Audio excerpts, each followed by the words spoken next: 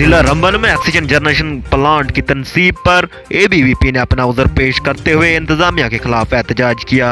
रंबन trauma अस्पताल के साथ ऑक्सीजन प्लांट की तामीर जारी है, जहां इंतजामिया ने एक हफ्ते कबल काम शुरू किया था।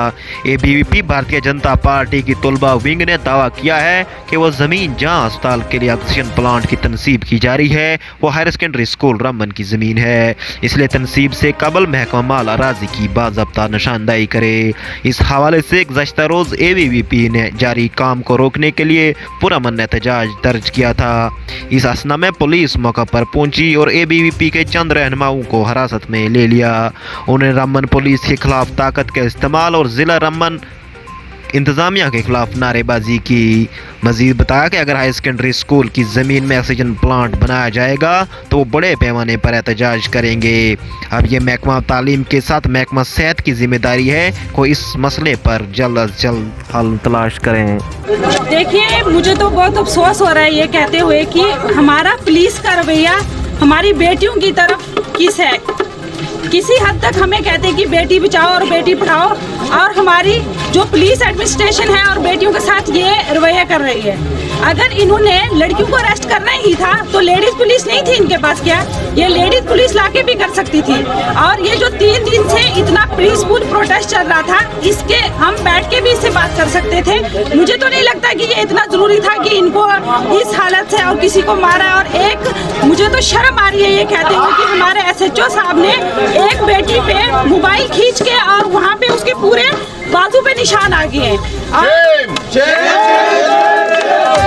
मुझे यहाँ रामन डिस्ट्रिक्ट से खुद बेटी बचाओ और बेटी पढ़ाओ की कन्वीनर बनाया गया, और आज मुझे तो शायद इतनी शर्म आ रही है ये कहते हुए कि हमारे पुलिस का रवैया हमारी बेटियों की तरफ ये है।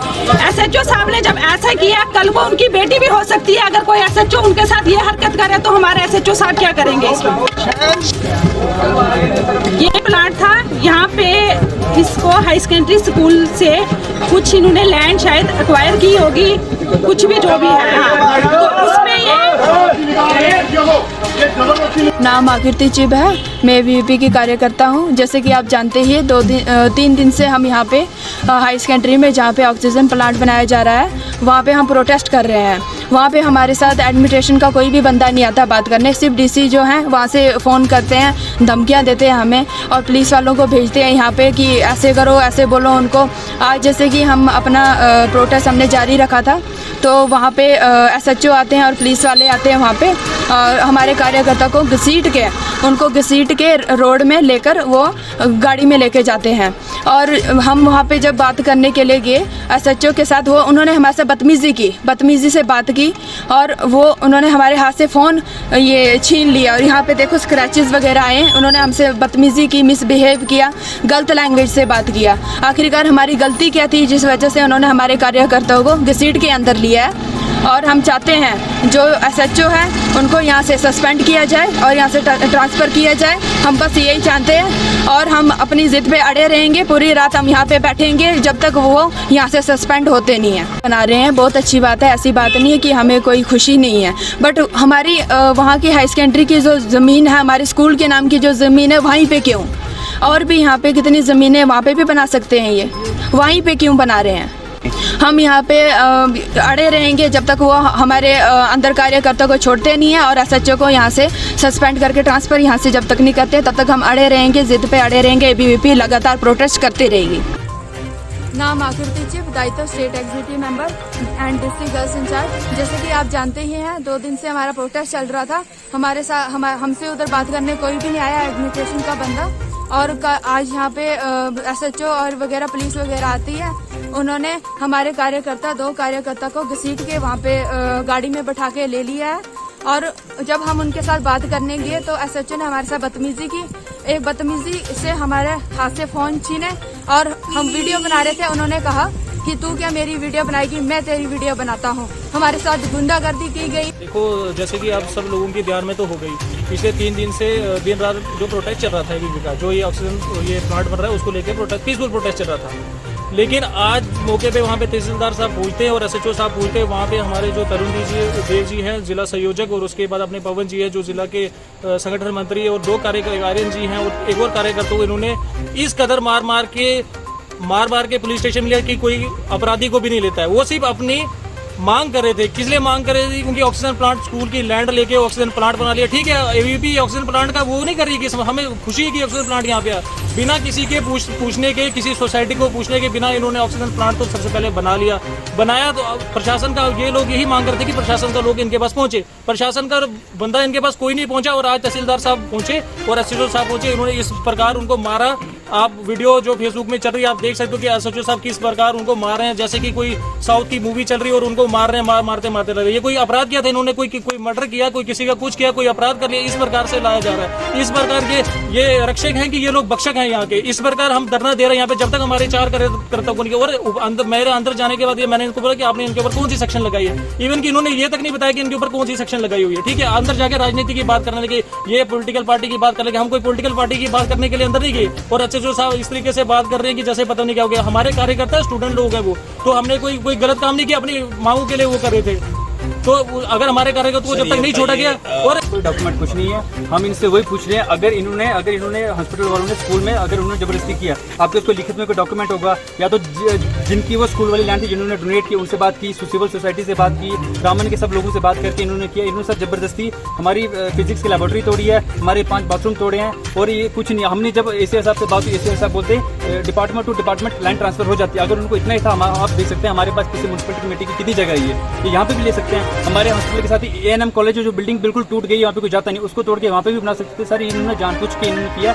मेरे को तो लगता है कि कोई 60-गांठ है ताकि हमको कोई जमीन बाहर ना लेना पड़े। यहाँ पे जमीन का जो पैसा हम चुपचाप खा लें, 60-गांठ करके हम यहाँ पे ऑक्सीजन प्लांट बना देंगे। सर आपसे सर ऐसा है कि सर दिन को इन्होंने 4 कार्यकर्ता अरेस्ट किए। सर अभी रात को अभी 8:30 बजे का वक्त होगा। सर अभी इन्होंने पता नहीं सर, हम बहुत से कार्यकर्ता थे, जबरदस्ती आए। अभी कोई 20 यार लोग सुबह से बैठे हैं, किसी को टच से बात नहीं हुई है। यहाँ इंतजामिया के खिलाफ लग रहा है कि इंतजामिया को सोई पड़ी है अभी तक। कम से कम ये माल मार रहे हैं, हमें किसी को दुख नहीं है।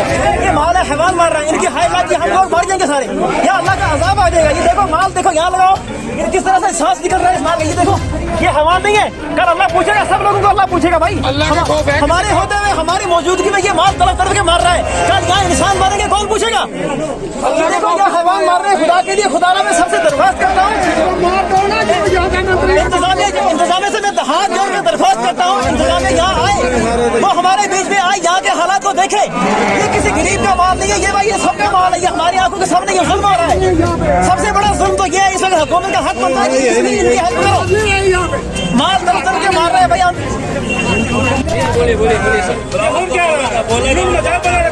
लोग रात के 8 बजे से यहाँ खड़े हैं। कोई प्रशासनिक अमला के यहाँ बात नहीं करना चाहता है। ये कब तक ये नाटक चलता रहेगा? हम लोग यूपी से 5 दिन से आज यहाँ पर, मतलब कल से यहाँ पर चूतिया समझ कर काम नहीं। गाड़ियों में मरीज है, बच्चे सारे बच्चे छोटे हैं, मरीज है सारे पड़े हुए। किसी को कुछ परेशानी कौन जिम्मेदार है? ये लोग जिम्मेदार होंगे जो लोग बैठे हैं। कौन जिम्मेदार होगा उसका? या प्रशासन जिम्मेदार होगा? या प्रशासन एकदम बताते हैं कि ये राज्य है, वो राज्य है, बताते रहते हैं। पुलिस वाला भी एकदम। मैं medical superintendent district hospital Ramban आज रामबन की बाशूर आवाम से ऑक्सीजन जनरेशन प्लांट के बारे में मुखातिब हूँ। जैसे कि आप जानते हो कि हमारे पास एक 1500 LPM का oxygen generation plant police station के पास बना है, जिसमें एक यूनिट फंक्शनल है। आज दूसरा unit with in days functional हो जाएगा, क्योंकि ये ऑक्सीजन प्लांट जो 1500 LPM का ये सफिशेंट नहीं था। हमारा जो रश होता है यहाँ पे कोविड के दौरान या ऐसे भी रूटीन विंटर्स में जो रश होता है उसके लिए सफिशेंट नहीं था। इसलिए गवर्नमेंट ऑफ इंडिया ने जिसमें PM साहब खुद इन्वॉल्व थे, PM केयर्स की तरफ से एक एडिशनल यहाँ पे प्लांट दिया गया, जो हमने ट्रामा हॉस्पिटल के एडजेसेंट स्कूल की लैंड में, जिसका सिविल वर्क कंप्लीट हुआ है, वहाँ इंस्टॉल करने जा रहे हैं हम वो। तो उस प्लांट का जो मेन यूनिट है वो विद इन 3-4 डेज यहाँ पहुँचने वाला है। आप खुद ही जानते हो कि यहाँ का जो ट्रामा हॉस्पिटल है उसमें हमारे पास एक डायलिसिस यूनिट है और नीचे ICU भी है। दोनों को ज़्यादा ऑक्सीजन की ज़रूरत पड़ती है और हम जो ये प्लांट यहाँ इंस्टॉल करने वाले हैं, ये प्लांट मेरे हिसाब से जब इंस्टॉल होगा, फंक्शनल होगा, तो हमें कोविड 3rd वेव में भी ऑक्सीजन की कमी नहीं होगी। मैं पब्लिक, यहाँ की पब्लिक, रामबन की पब्लिक से रिक्वेस्ट करता हूँ कि ये कोऑपरेट करें हमारे साथ, ताकि हम ऑक्सीजन की ये कमी जो फ्यूचर में अगर हमें कभी होने वाली होगी।